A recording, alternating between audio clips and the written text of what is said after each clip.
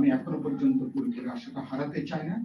তবে বিচার বিভাগের ব্যাপারে ইতিমধ্যে এখানে আমাদের বন্ধু আলোচনায় এখানে করলেন, বিচার বিভাগ সচিবালয়টাকে তুলে দিয়ে এটাকে মন্ত্রণালয়ের মধ্যে নিয়ে আসাটা এটির মধ্যে ব্যাপক একটা প্রতিক্রিয়ার জন্ম দিয়েছে।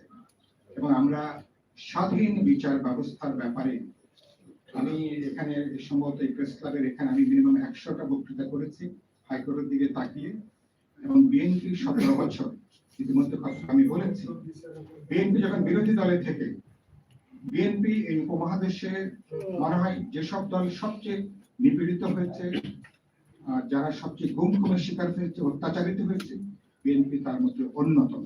এত দীর্ঘ সময় অন্য কোন দলকে এই পরিমাণ রাষ্ট্রীয় নির্যাতন নিপীড়নের শিকার হতে হয়নি।